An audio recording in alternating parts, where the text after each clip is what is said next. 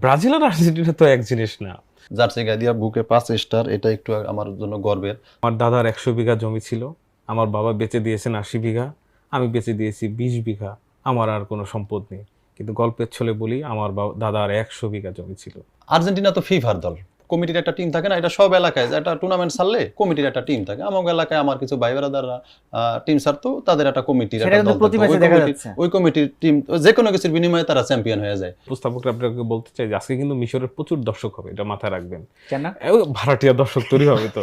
তারপরও কমিটির টিম আশা করি আজকে রাইতে হোঁচট খাইবো, ওটা দেখার অপেক্ষায়।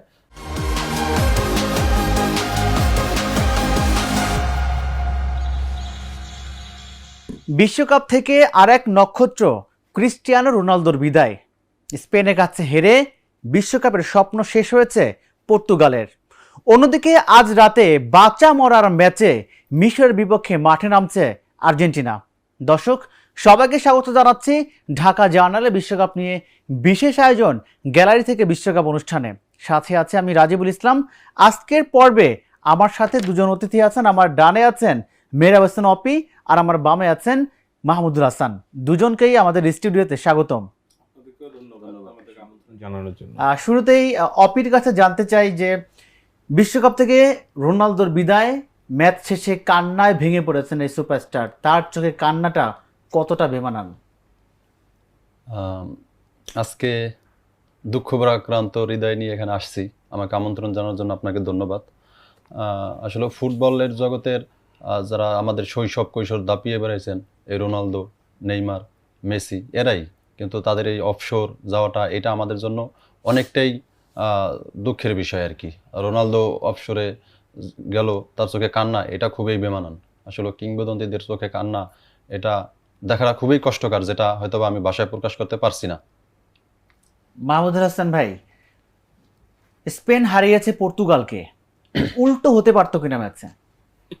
আসলে ধন্যবাদ। মানে আমি অপি ভাইয়ের সঙ্গে একটা বিষয়ে আসলে আমাকে একমত জানাতে হয় যে আসলে এই বিশ্বকাপের পরে কিন্তু আমরা যাদেরকে তারকা বা মহাতারকা হিসেবে দীর্ঘদিন ধরে দেখছিলাম, তাদের কিন্তু প্রস্থান আমরা দেখতে পাচ্ছি। এটা আমাদের জন্য নিঃসন্দেহে ফুটবল উন্মাদনায় একটা বড় বিয়োগ বলতে পারি আমরা।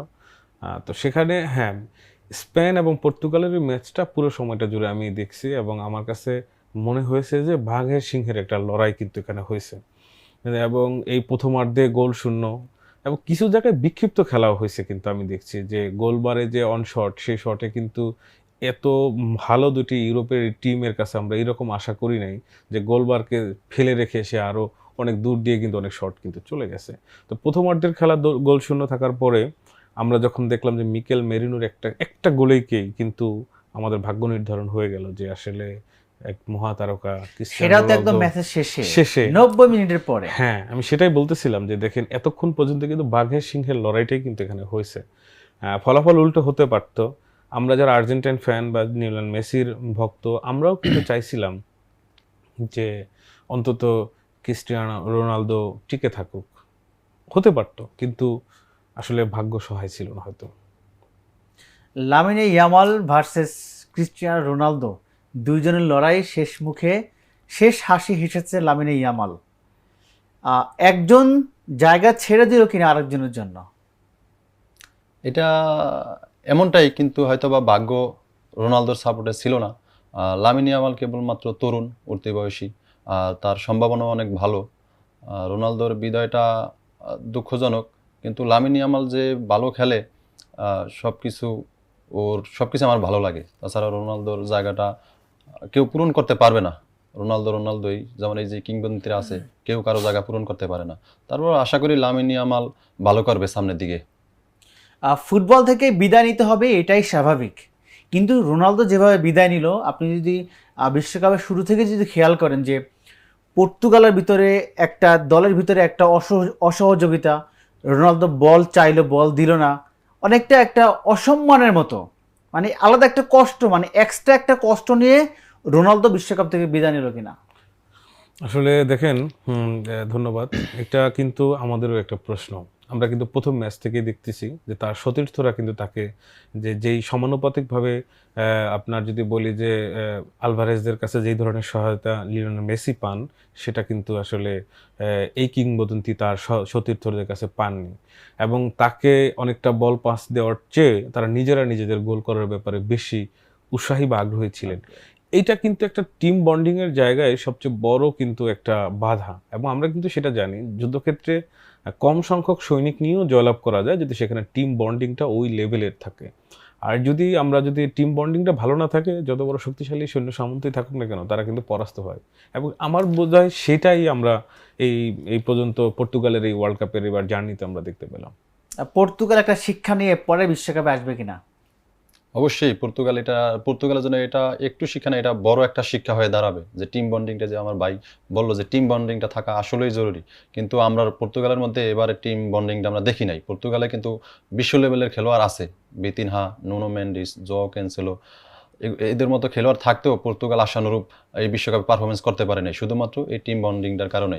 এই থেকেই পর্তুগাল আশা করি সামনের বিশ্বকাপে শিক্ষা নিয়ে তারা টিম বন্ডিং তৈরি করে একে অপরের যে কম্বিনেশনটা আছে এটা তৈরি করে তারা আগামী বিশ্বকাপে যদি আসে তাহলে অবশ্যই তারা ভালো করতে পারবে। অন্য একটা ম্যাচ, বেলজিয়াম ভার্সেস যুক্তরাষ্ট্র। স্বাগতিক এই বিশ্বকাপের হোস্ট যুক্তরাষ্ট্র, সেই যুক্তরাষ্ট্র ঘরের মাঠে বিদায় নিয়েছে বেলজিয়ামের কাছে 4-1 গোলে হেরে। একটু বেশি কষ্ট পেয়েছে কিনা যুক্তরাষ্ট্র? আসলে দেখেন, এই ম্যাচটাতে কিন্তু আমরা যারা টিভি সেটে দেখছি, আমরা কিন্তু খুবই করে চাচ্ছিলাম যে এই ম্যাচে যুক্তরাষ্ট্র তার শোচনীয় পরাজয় হোক। আপনি অন্যভাবে এটা নিতে পারেন, কিন্তু আমি দেখেন বিশ্বকাপে অনেক ধরনের বাণিজ্যিক আলোচনা ওঠে, খেলাকে ছোট দলকে বড় দলকে আলাদা করে দেখার ফিফার অনেকগুলো আলোচনা কিন্তু সামনে আসে। কিন্তু এখানে যে বলোগানের যেই আপনার রেড কার্ডের পরে তার যে ফিরে আসার বিশেষ ব্যবস্থা, এটা নিয়ে আসতাম। এটা কিন্তু অত্যন্ত বাজে একটা সিদ্ধান্ত বা বাজে একটা উদাহরণ আমাদের জন্য সামনে আসছে। সেইখানে আমরা যদি বলি যে আমাদের বেলজিয়ামের এই ফরওয়ার্ডের আপনার হচ্ছে লুকাকু? না, আমি বলতেছিলাম চার্লস ক্যাটেলের কথা। আচ্ছা। তার জোড়া গোল আমাদেরকে কিন্তু অনেক বড় আনন্দ দিয়েছে। হ্যাঁ, যে তার জোড়া গোলের পরে 4-1 গোলের ব্যবধানে যে যুক্তরাষ্ট্রকে টিভি সেটে বা দর্শক গ্যালারিতে বসে বিশ্বকাপের বাকি ম্যাচগুলো দেখার যে উপভোগ্য ব্যবস্থা করে দিছে, এটা আমাদের জন্য মানে অত্যন্ত আনন্দের হয়েছে। কারণ বিশ্বকাপের সৌন্দর্য আপনি তো এইভাবে নিয়ম লঙ্ঘন করে বিশেষ ব্যবস্থাপনায় বা বিবেচনায় নষ্ট করতে পারেন না। ট্রাম্পের ফোনেই কিন্তু ওই কার্ডটা কার্ডটা সরিয়েছে ফিফা। এই ম্যাচ নিয়ে আবার ট্রাম্প কোনো ফোন টোন দিবে কিনা ফিফাকে? আসলে তার পাগলামি তো শেষ নাই। আমার বোধ হয় যে শেষ দিন উনি ফাইনাল ম্যাচে হয়তো বা ট্রফি নিয়ে কি উনি নিয়ে যায় কিনা, আমার সেই রকম একটা আশঙ্কা হচ্ছে নিয়ে যায় কিনা। বেলজিয়াম আর হচ্ছে যে স্পেন কোয়ার্টার ফাইনাল, এই লড়াইটা কেমন হবে? এই লড়াইটা খুবই একটা জমজমাট লড়াই হবে, তবে এই লড়াইতে আমি স্পেনকে আগিয়ে রাখবো। আপনি কাকে এগিয়ে রাখবেন?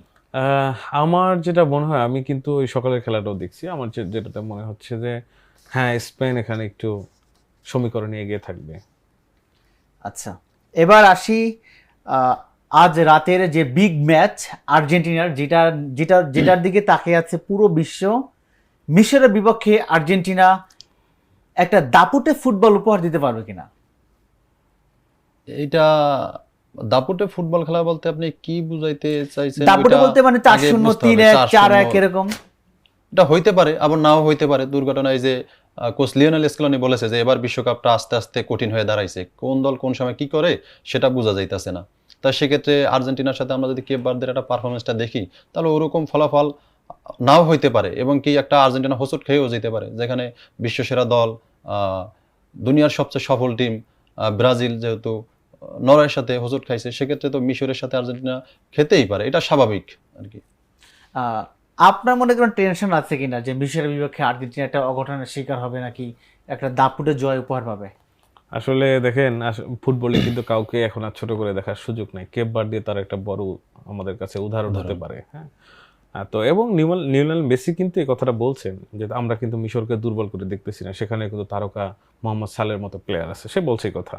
তো আমরা তাদেরকে কৌশলগতভাবে খেলে কিন্তু এখানে জয়লাভ করতে চাই। এখানে আমি আপনাকে তারপরও এটা তো একটি বন্ধুপ্রতিম আলোচনা, কিন্তু আমি এর বাইরে আপনাকে একটা তথ্য দিতে চাই। 2008 সালে কিন্তু স্বাগতিক আপনার মিশরে কিন্তু একটা খেলা হয়েছিল কায়রোতে, সেখানে কিন্তু 2-0 গোলে কিন্তু ওই প্রীতি ম্যাচে কিন্তু আর্জেন্টিনা জয়লাভ করে। এছাড়া ওয়ার্ল্ড কাপে তাদের সঙ্গে আর দেখা হয় নাই, কিন্তু এই প্রথম দেখা হলো। তো এই দেখাতে আমি আশা করতেছি এখানে হয়তো বা 3-0 বা 3-1 একটা সিদ্ধান্তে আমরা একটা রেজাল্ট আমরা দেখতে পারি। তবে আপনার এখানে একটা সূচক কিন্তু আমাদের সামনে আসতেছে যে ওয়ার্ল্ড কাপে কিন্তু এবার আপনার আফ্রিকার দলগুলো খুব ভালো করতেছে, এবং আফ্রিকার দলগুলোকে পরপর 3 ম্যাচে ওয়ার্ল্ড কাপে কেউ আসলে হারাতে পারেনি। তা আমরা সেই রেকর্ডটার জন্য অপেক্ষা করতেছি, আজকে হয়তো বা সেই রেকর্ডটা তৈরি হবে আর্জেন্টিন প্লেয়ারদের হাত ধরে। আর্জেন্টিনার যে একটা দাপট, সেই দাপটটা কিন্তু কেপ ভার্দের বিপক্ষে অনেকটাই ডাউন হয়ে গিয়েছিল। ম্যাচের যে একটা টার্নিং পয়েন্ট থাকে, মিশরের বিপক্ষে আর্জেন্টিনা মানে সেরকম একটা নার্ভ ধরে রাখতে পারবে কিনা?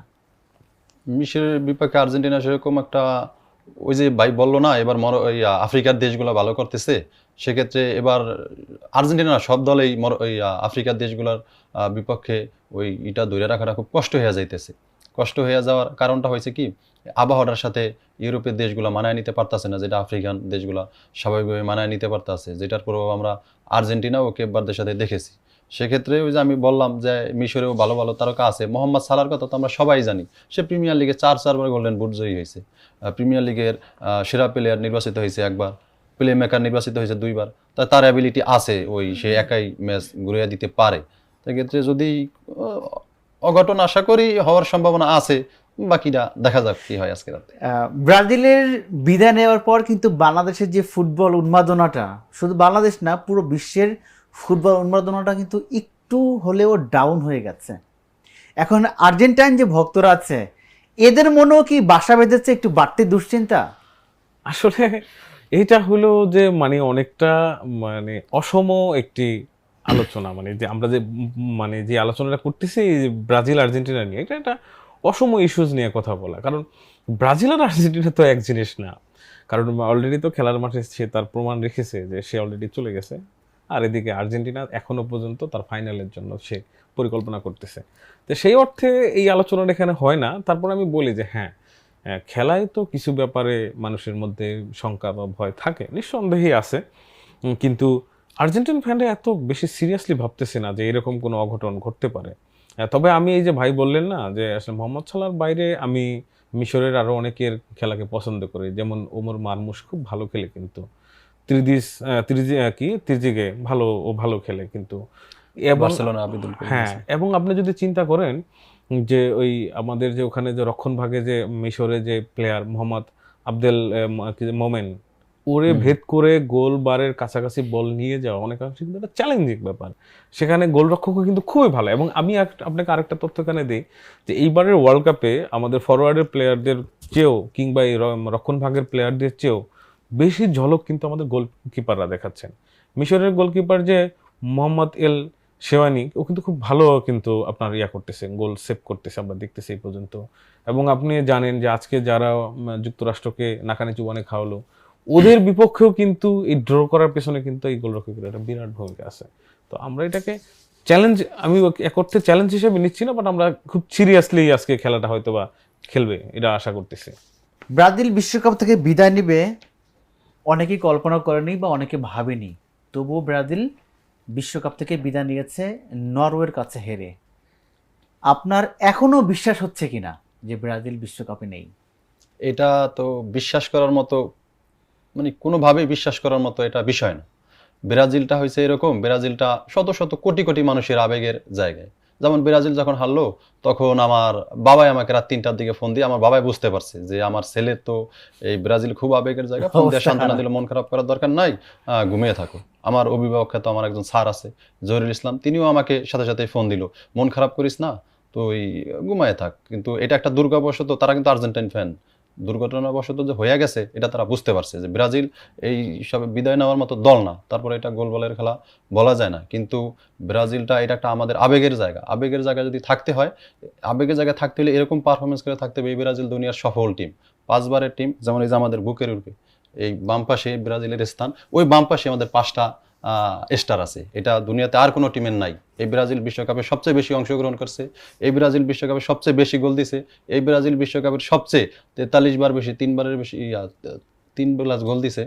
তো এই সব রেকর্ডগুলা সব মিলে ব্রাজিল যে এরকম একটা হোঁচট খাইলো, আবেগের জায়গা থেকে এটা আমরা খুবই ভেঙে পড়ছি। একমাত্র দল ব্রাজিল যার বুকে 5টা স্টার আছে, এমন একটা দল বিদায় নিয়েছে। আর্জেন্টাইন ভক্তরা খুশি না অখুশি? আসলে দেখেন না, খুশি অখুশি তো কিছু নাই। আমার আমার দাদার 100 বিঘা জমি ছিল, আমার বাবা বেচে দিয়েছেন 80 বিঘা, আমি বেচে দিয়েছি 20 বিঘা, আমার আর কোনো সম্পদ নেই। কিন্তু গল্পের ছলে বলি, আমার দাদার 100 বিঘা জমি ছিল। তো এখন সেই তো সফল, যার দাদা 100 বিঘা রেখে গেছে, বাবা 200 বিঘা কিনেছেন, তিনি নিজে আরো 200 বিঘা কিনে 500 বিঘা জমির মালিক হয়েছেন। 1978-86 পরে আমরা তো সেই আবার আরো একটি স্টার যুক্ত করছি এবং ব্যাক টু ব্যাক আরেকটি স্টার যুক্ত করতে যাচ্ছি। তো সেই জায়গা থেকে এই আবেগের জায়গায় তো কিছু বলার নাই, কিন্তু নরওয়ে কিন্তু সেদিন 66% বলকে তাদের পায়ে রাখছেন এবং গোলবারে যেই পরিমাণ তারা শট করছেন, হয়তোবা সেদিনও আরেকবার 7-আপের রেজাল্ট হয়ে যেতে পারত। তো এই জন্য গৌরবোজ্জ্বল ব্রাজিলের যে গৌরব নাই, তারকা যে খসে পড়েছে, তো সেই দলের কাছে আসলে এই হারটা প্রত্যাশিতই ছিল। ঠিক আছে, তো সো দ্যাট ওইটা নিয়ে আসলে আমরা খুশি অখুশি হওয়ার কিছু নেই, কারণ আমরা তো আর নরওয়ে করতেছি না, আমরা তো আর্জেন্টাইন ফ্যান, আমরা আর্জেন্টিনার জয়োৎসব নিয়ে আমরা আছি। দেখেন এই ওয়ার্ল্ড কাপে কিন্তু আমরা জয়ের ধ্বনি দিয়ে আমরা যাচ্ছি। তো এই জন্য আমি ওইটাকে আসলে ব্যক্তিগতভাবে কারো আক্রমণ করতে চাই না, বা এবং ওইটাকে মানে আমি আসলে আনপ্রেডিক্টেবল বলতে চাই না, ওটা প্রেডিক্টেবল ছিল। যুক্ত করি যে সেটা হচ্ছে ব্রাজিলের যে 5টা স্টার, আপনারা 3টাই গণা ধরে না, 3টা জুলেরিমের ট্রফি, কিন্তু 5টাই ফিফা থেকে স্বীকৃত বিশ্বকাপ ওই যে বিশ্বযুদ্ধের সময় তারপর আপনারা বলেন কেন যে এটা বাপদাদার ট্রফি? না বাপদাদার না, আমি বলতেছি যে ধরেন 24 বছর ধরে এবং 28 বছর নিশ্চিত হয়ে গেল যে 28 বছর ধরে একই জার্সি পরা যাবে। হ্যাঁ, আপনি তো জানেন, সেটা জানেন। তো এইটা তাহলে তার মানে কি হলো, যে উত্তরাধিকার সূত্রে প্রাপ্ত সম্পদকেই গর্বের ধন হিসেবে নিয়ে নেওয়া, তো এইটাই তো নাকি। আমি একটু বাইরের উদ্দেশ্যে বলি, বাইকে তাহলে আর্জেন্টিনা সাপোর্ট করে 2022 সালের পরে? না আমি তো ওইটা বলি নাই তো, আমরা বলছি যে আমরা ওয়ার্ল্ড কাপ সবচেয়ে, আমরা বলছি যে আমাদের দাদা বাবা, এই যে দাদার বাবার, আমরা ওইটাকে লিগ্যাসি হিসেবে ক্যারি করে নিজেরা ওন করছি। আমি একটু বলি, ওয়ার্ল্ড কাপের বিষয় তো এখানে হয় না। যেমন আপনি যদি বাপ দাদার সম্পত্তি বাদ দিতে চান, তাহলে আপনার আর্জেন্টিনা সাপোর্ট করতে, আমি মনে করি আপনি মনে হয় তাহলে 22 সাল থেকে করেন। 22 সালের আগে আর্জেন্টিনা সর্বশেষ 24 বছর তারা ট্রফিহীন ছিল। 36 বছরে তারা বিশ্বকাপ জিতে নাই, বিগত 24 বছরে তারা কোনো ট্রফি জিততে পারেনি। কনফেডারেশন কাপ হোক, কোপা আমেরিকা হোক, কনফেডারেশন কাপ হোক, এবং অলিম্পিক গোল্ড মেডেল পর্যন্ত তারা জিততে পারেনি। কিন্তু আমরা আপনারা সেই পথে হাঁটতেছেন, তাইলে আমরা 2002 সালের পরে আমরা কোপা আমেরিকা 2-3 বার নিয়েছি, যেটা 2019 সালে এই আর্জেন্টিনাকে আমরা হারিয়েই কোপা আমেরিকা নিয়েছি।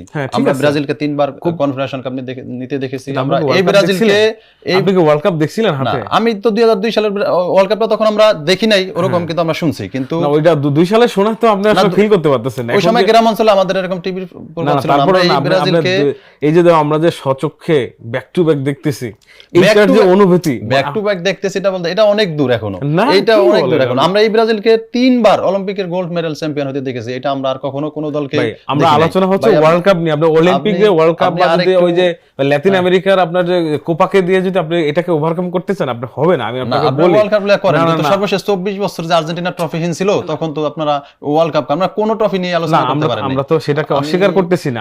আমি বলছি যে আপনারা 28 বছরের জন্য নিশ্চিত হয়েছেন ওই একই জার্সি পড়তে পারবেন, এটা খুবই ভালো দিক হয়েছে। কারণ যে জার্সি তৈরিতে যে ব্যয় হবে, ওই ব্যয়টি দিয়ে হয়তোবা আমি ব্রাজিল, আমি বলবো যে ব্রাজিল টিমের জন্য হয়তোবা কোনো উন্নয়নে কাজে লাগানো যাবে। আমি বাইরের কথা আরেকটু কথা বলি। ভাই একটু আগে বলে উঠলো যে আর্জেন্টিনার সাথে তো আসলে ব্রাজিল ওরকম ভাবে যায় না, কিন্তু আমি বুঝতে পারছি না ভাই, আর্জেন্টিনার সাথে কি ব্রাজিলের যায় না, নাকি ব্রাজিলের সাথে? ফিফা র্যাঙ্কিং এ আপনারা কোথায় আছেন? আমরা এখনো পর্যন্ত ওয়ার্ল্ড চ্যাম্পিয়ন। এই হেড টু হেড এখনো ব্রাজিল আর্জেন্টিনা থেকে আগানে আছে। কোথায় আগানে আছে? এই হেড টু হেড এখনো ব্রাজিল আর্জেন্টিনা থেকে আমরা ফিফা র্যাঙ্কিং আগানে আছে। হেড টু হেড আর্জেন্টিনা জিতছে 41 বার, ব্রাজিল জিতছে 43 বার। সব দিক দিয়ে আমি আপনারা শুনেন, এই ওয়ার্ল্ড কাপে 6 নম্বর 7 নম্বর 14 নম্বর দল নিয়ে তো আর আসলে চ্যাম্পিয়ন দলের সঙ্গে আসলে আলোচনাটা যায় না। এখানে সর্বোচ্চ এখানে ফ্রান্স নিয়ে আমরা আলোচনা করতে পারি, ঠিক আছে? আমরা সর্বোচ্চ ফ্রান্সের সঙ্গে এই আলাপটা করতে পারি। এক সময় তো ব্রাজিল এক সময়ের আলাপটা তো আমি করছি, যে দাদার ছিল এই, বাবার ছিল এই, আমার আছে এই। ফিফা র্যাঙ্কিং দিয়ে ওইটা হয় না, ফুটবল না, ইতিহাসে আজ পর্যন্ত কোনো দল আমরা ফিফা ওয়ার্ল্ড কাপ নিয়ে আচ্ছা আলোচনা ফিফা করতেছি। আপনি তারপর FIFA rank- আমরা FIFA- র্যাঙ্কিংটা আছেন, কিন্তু এটা মাথায় রাখতে হবে যে কোন দল বিশ্বকাপের 1 নাম্বার দল থাকা, র্যাঙ্কিং 1 নাম্বার থাকাকালীন পর্যন্ত চ্যাম্পিয়ন হতে পারে নাই। এটা অবশ্যই আমার বাইরে একটু সেই- সেই মাথায় আমরা- রাখা উচিত। আমরা তো যদি এখন আপনার আমরা তো মাথায় রেকর্ডই থাকতো, করতেছি। তাহলে আপনি এই যে FIFA- দেখলেন না, এই যে FIFA এই যে ranking টানতেন না। আফ্রিকার দলগুলোর সঙ্গে পরপর 3 ম্যাচে কেউ জিততে পারে না। আমরা সেই রেকর্ডটাতে এই যে আজকে রাতে ভাঙতেছি। এবার আপনি বলেন ভাঙতেছি আর ভাঙা অনেক দূর, না, এটা তো- আমি না, আলোচনাটা তো হচ্ছে যে আমরা কি ভাঙতে পারবো কি পারবো না। আমি জানি যে আপনারা টিভি সেটে যারা দেখবেন, আজকে তো মিশরের, আমি আরেকটু উপস্থাপকরা আপনাকে বলতে চাই যে আজকে কিন্তু মিশরের প্রচুর দর্শক হবে, এটা মাথায় রাখবেন। কেন? ভাড়াটিয়া দর্শক তৈরি হবে তো, কারণ তারা তো ওই যে প্রথম ম্যাচ থেকে, ঠিক আছে, আলজেরিয়া থেকে শুরু করে কেপ ভার্ডের জনসংখ্যার কয়েক হাজার গুণ বেশি বোধহয় দর্শক হয়ে গেছিল। আচ্ছা, ঠিক আছে, এরা কারা? এরা ওই যে না, আর্জেন্টিনা। এটা আর্জেন্টিন সমর্থকরা কি করে না দেশে? না, আর্জেন্টিন আমরা তো সমর্থকরা করি বেশি না। করে, অবশ্যই আমরা সবচেয়ে বেশি করে। ব্রাজিলকে তো ওই জায়গাতেই এটা- দেখি এটা যে আপনি- তারা টিকিট আজকেও বাসায় নিয়ে যাবে অথবা কালকেও এখন বাসায় ওইটা নিয়ে যাবে। আপনার ক্ষেত্রে আপনি দেখেন, কিন্তু আপনার দিয়া তো পুরো দেশবাসীর কাছে টানলে হবে না। সারা বাংলাদেশের কতজন এটা দেখে? না, আমরা এটা ম্যাক্সিমাম সর্বশেষ আমরা মানে এই- আর্জেন্টিনান ফ্যানরা নিতান্ত খুবই ভদ্রলোক এবং তারা খেলাটাকে উপভোগ্য পর্যায়ে দেখে। নাহলে এই যে ব্রাজিল হারার না, পরে না, যে সব- ধরনের দুর্ঘটনার খবর আমরা আচ্ছা, পেলাম। আমরা একটু খেলায় আসি। এটা হচ্ছে ব্রাজিল মূলত কোন জায়গা হেরে গেছে নরওয়ের? আচ্ছা, নরওয়ের কাছে মূলত গতিময় ফুটবলে আমার মনে হয় যে হেরে গেছে। আর একটা হলো যে এই টিমটা, না আমরা কিন্তু যতই বিতর্ক করি, ব্রাজিলের একটা আসলে ল্যাতিনের দল নিয়ে কিন্তু একটা আলাদা একটা হাইপের ব্যাপার আছে। আসলে সেই জায়গায় ব্রাজিলের এইবার দলটা বোধহয় আসলে প্রিপেয়ার্ড কোনো, মানে ওয়ার্ল্ড কাপ খেলতে যে এরা আসছে এরকম একটা দল হয়তো বা তারা নিয়ে আসতে পারেনি। আরেকটু মানে তারকা নির্ভর, আরেকটু গোছালো একটা টিম আসলে দরকার ছিল। আমি একটু তারকা নির্ভর বলতে ভাই কোন তারকা নির্ভর বলতে চাইতেছে আমরা তো বুঝি না। যেমন বিশ্বসেরা 2 জন ডিফেন্ডার গ্যাব্রিয়েল মাগাল্লেস আর তারপর মার্কিনেজ, গোল খায়, তারপর গোল এদের খায় উপর দিয়ে তো কিভাবে? ক্যাসেমিরো তারপর গোল খায় প্রিমিয়ার কিভাবে? লিগের সবচেয়ে বড় সফল তারপর ধরে গোল দিল, মিডফিল্ডার ক্যাসেমিরো, ভিনিসিয়াস ক্যাসেমিরোদেরকে আমি- পায়া করে নরম আমি- কিভাবে গোল দিল আমি ভাই? একটু বলি ভাই, ভিনিসিয়াস জুনিয়রের উপর দিয়া তো আমার মনে হয় না বর্তমান না, টপ 5 এর ভিতরে ভিনিসিয়াস জুনিয়র একজন আছে। ওদিক নম্বরে দিয়ে রায়ানও খেলা খুব উচিত। ভালো করছে সব দিক দিয়ে, কিন্তু যে আসলে কি ব্রাজিলটা ওরকম ওই যে ভাই বলছে না গুছাই উঠতে পারে না। আসলে তারা তারকা নির্ভর দল নিয়ে আসছে, কিন্তু তারা একে অপরের যে কম্বিনেশনটা তৈরি করতে পারেনি। কোচ সময়ও কম পাইছে, সব দিক দিয়ে একটু ব্রাজিলটা একটু অগোছলা ছিল। আর ব্রাজিলটা হারছে গতিময় ফুটবলের কাছে হারে নাই, কারণ আমরা একটু লক্ষ্য করি নরওয়ে কিন্তু ওরকম পরিমাণ কাউন্টার অ্যাটাকে যাইতে পারেনি। যেরকম গতিময় ফুটবলে কাউন্টার অ্যাটাকে যাওয়ার কথা ছিল, কাউন্টারটা কিন্তু ব্রাজিল বেশি গেছে। আর ভাই একটু আগে বললো ব্রাজিল নরওয়ে গোলবারে বেশি শট করছে, কিন্তু ভাই এটা হয়তো বা জানে না যে ব্রাজিল আর নরওয়ে সমান সমান অন টার্গেট শট মারছে। ব্রাজিলও 5টা দিছে, নরওয়ে অন টার্গেট শট 5টা ওই দিছে। আপনি ওই পাঁচটার আলাপে আসতেছেন তো, আমি সেটা জানতাম। কিন্তু এর বাইরে আপনি দেখেন তো ডি বক্সের আশপাশেই কিন্তু বেশিরভাগ সময় বল ছিল ব্রাজিলের, এবং 66% বল কি তাহলে এটা কি আমরা এটা ভুল হচ্ছে বোধহয় আমার। ওইটা একটা কোচের ট্যাকটিস ভাই, কারণ কোচের এক এক সময় এক এক রকমের খেলা স্টাইল। এবং তারপর আরেকটা বিষয় চাইছিল যে তারা ব্রাজিলের ওই আমি ওই জায়গাটা যেতে চাইছিলাম না। আচ্ছা, এই যে মানে আমি কিন্তু শুরুতে একটা কথা বলছিলাম যে বাণিজ্যিকভাবে চিন্তা করতে গেলে আমরা কিন্তু দেখি যে বরাবরই নিয়ন্ত্রক সংস্থাগুলো চায় যে একটু যাদেরকে দিয়ে টিকিট বেচানো যায়, যাদের ব্যাপারে একটু হাইপ আছে তাদেরকে রাখার, তাদেরকে কিন্তু সেই রাখার চেষ্টা করেও, এবং সবচেয়ে বড় কথা পেনাল্টি নিয়ে যে পেনাল্টি ইঞ্জিনিয়ার, ঠিক আছে, প্লান্টের জিয়া না আর্জেন্টিনা, আমি ভুলে গেলাম এটা কি যেন বলে তারা, হ্যাঁ, সেই পেনাল্টি নিয়েও শেষ রক্ষা করা যায়নি, এবং 7 মিনিটের খেলাটাকে 13 মিনিট পর্যন্ত টেনে নিয়েও একটা দলকে আসলে সমতায় আনা যায় না। আসলে আমি এই আলোচনাগুলো আসলে করতে চাইছিলাম না, কারণ আমরা তো এখন পজিটিভ আলোচনা করতেছি, কারণ আমরা ব্যাক টু ব্যাক ওয়ার্ল্ড কাপের নিয়ে যে আমাদের চিন্তা এখন শুধুমাত্র কারা চলে গেল, কে চলে গেল, এগুলো নিয়ে তো আসলে আলোচনা করা যায় না। কিন্তু তারপরেও আমরা কিন্তু সেই খেলায় এগুলো দেখতে পাইছি, যেমন যে কোনো মূল্যে রাখা যায় কিনা, আরেকটু টিকিট বেচা যায় কিনা, এবং আমরা দেখছি যে কি বলে নেইমারকে না খেলেও বেঞ্চে বসায় রাখা যায় কিনা, অন্তত তাইলেও তো কিছু স্পন্সর জোগাড় করা যায় কিনা, এগুলো এই প্রবণতা ব্রাজিল করছে এবং ফিফা চেষ্টা করছে। একটা জিনিস বিশ্বাস করেন যে ব্রাজিল আছে বিদায় আর্জেন্টিনার এত হাইপ বা এত, না এটা তো হতে, এটা কিভাবে কারণ ব্রাজিল যদি না থাকে হ্যাঁ, তাহলে কিন্তু আর্জেন্টিনার জনপ্রিয়তা হবে কেন? দুইটা বাংলাদেশে দল, কারণ দুইটা যেরকম পাকিস্তান ভারত একটা দ্বৈরথ, ওরকম আর্জেন্টিনা ব্রাজিল একটা দ্বৈরথ, অসম দ্বৈরথ আর কি, এটা দ্বৈরথ না ভাই? অভি ভাই আপনি কি জানি বলবেন? এটা অবশ্যই আমি একটু বলতে চাইতাছি, আর্জেন্টিনা তো ফিফার দল, কমিটির একটা টিম থাকে না, এটা সব এলাকায় যে একটা টুর্নামেন্ট ছাড়লে কমিটির একটা টিম থাকে। আমার এলাকায় আমার কিছু ভাই ব্রাদাররা টিম ছাড়তো, তাদের একটা কমিটির সেটা একটা কিন্তু দল প্রতি থাকতো। ম্যাচে দেখা যাচ্ছে। ওই কমিটির টিম যে কোনো কিছুর বিনিময়ে তারা চ্যাম্পিয়ন হয়ে যায়। কারণ আর্জেন্টিনাও তো কমিটির টিম, আর ফিফা যে একটা নিরপেক্ষ সংস্থা, ওই নিরপেক্ষ সংস্থার কিন্তু সর্বশেষ প্রমাণটা এই ফিফা দিতে পারেনি।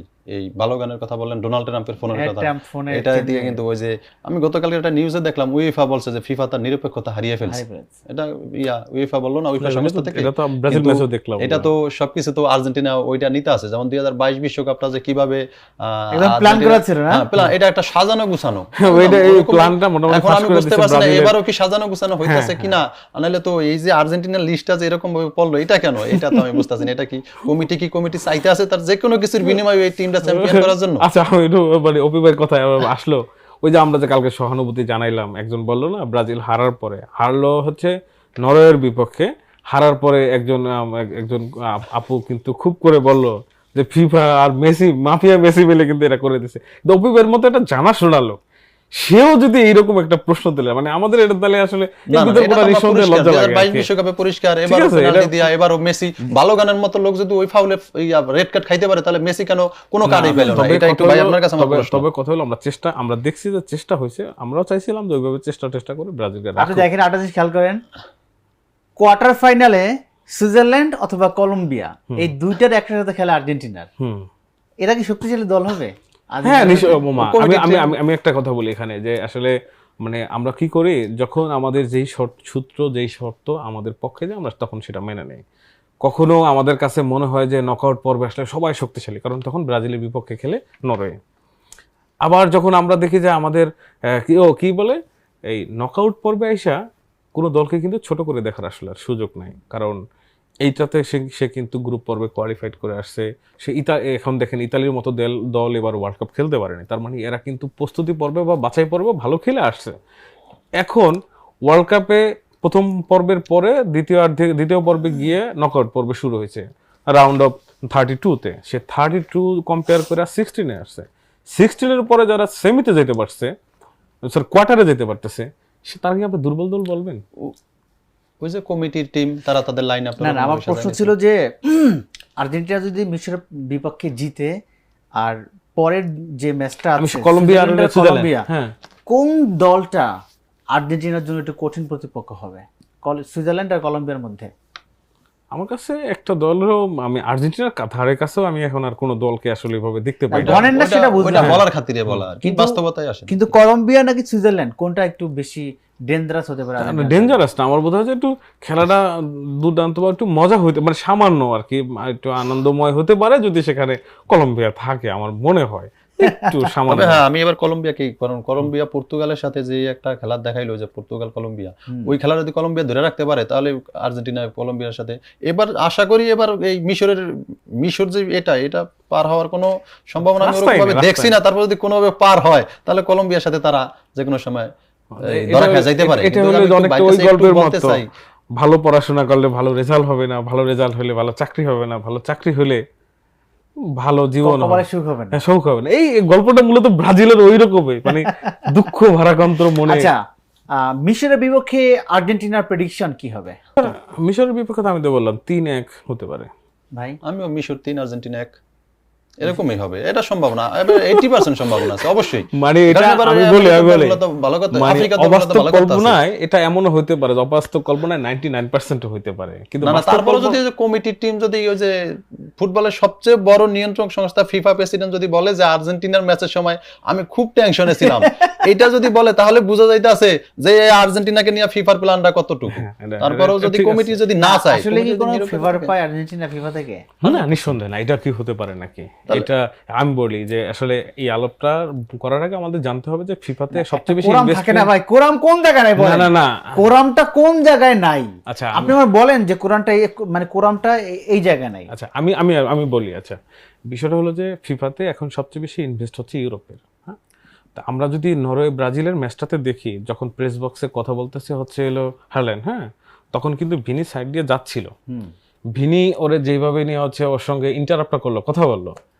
এখন আমরা যদি এটাকেও যদি নেগেটিভ ওয়েতে দেখি, যে আমার বোধ হয় ভিনি হল্যান্ডের সঙ্গে একটা চুক্তি করছিল যে আজকের ম্যাচে আমরা হেরে যাবো, ফিক্সিং করছে হয়তো বা। এই আলাপটাও কিন্তু চাইলে করা যায়, যে তুই হ্যাঁ, বাঁচা মরার লড়াই press তুই হেরে conference-এ। গেলি, বাঁচা মরার লড়াই তোরা হেরে বিদায় নিলি, তুই কেন ওর সঙ্গে এই খুনসুটি করতে গেলি?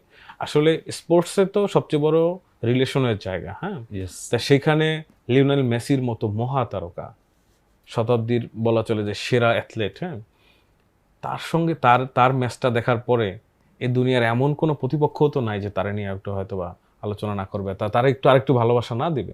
তা সেটাকে যদি আমরা টপিক হিসাবে ধরি যে ফিফা প্রেসিডেন্ট এই কথা কেন বললো, হ্যাঁ, তাইলে এটা ওই যে তাহলে ওই আমাদের সাথে বিনির সঙ্গে ওইটারও হয়তো বা আমরা ফিক্সিং ধরতে পারবো। তাহলে এটা 19 আর 20 দেখা যাইতে পারে না, আমি 19-20 দেখতাম, কিন্তু ওই 10 আর 20 তো হয় না। যেমন আপনি ভালো গান্ডে রেড কার্ড দিলেন, মেসিকে কেন কার্ডটা দিলেন না, এটা একটু মেসির এটা হয় নাই তো, আপনারা তো তাহলে ভালো গান একটা মেসিটা যদি না হয়ে থাকে তাহলে ভালো গান একটা হ্যাঁ, হ্যাঁ, কারণ মেসির এটা তো হলো ইন্টেনশনাল তো ছিল না, ও পড়ে গেছে। কোনোটাই ইন্টারন্যাশনাল এরকম ভাবে হয় না। এখন আপনাদের এটা একটু আপনারা ফাউলটা কিন্তু এখন- অনেক জায়গায় বিলবোর্ড আকারে হ্যাঁ। ছাপিয়ে যাচ্ছে। না আপনারা- ওইটা তো আমি বলি যে মানে মানুষের তো, আমি যখন নিজেও পারি না তখন তো আমার তো অনেক এখন জ্বালা। আপনারা তর্কের খাতির আমাদের সাথে তর্ক করতে আছেন, কিন্তু আপনারা আপনাদের মন থেকেই জানেন যে না, না, আমরা- এই ফিফা থেকে আর্জেন্টিনা 80% সহায়তা নিতে আছে। 80% না, আপনারা আমার মনে হয় কি দেখেই জানেন, আপনারা যারা যে অবাস্তব কল্পনার জগৎ এটাকে 100%ও ধরতে পারেন, কারণ আপনারা তো কারণ আমি একটা কথা বলি, আমরা তর্কে যখন পারি না বা খেলার মাঠে আমরা যখন পারি না, তখন আমাদের মধ্যে কিন্তু অনেকগুলো অযৌক্তিক চিন্তা ভাবনা মাথায় আসে। কারণ আপনারা আর আরেকটা বিষয় হলো যে যেমন আর্জেন্টিনা এখন তার ইয়া করা লাগতেছে, আমাদের এখন অনেক চিন্তা করা লাগে। আমরা ঝড়ের কারণে প্র্যাকটিস করতে পারতেছি না, ঝড় বৃষ্টির কারণে। তা আমাদের ফাইনাল পর্যন্ত আমাদের প্রিপারেশন নিতে স্কেচ করা লাগতেছে কিভাবে খেলবো না করবো।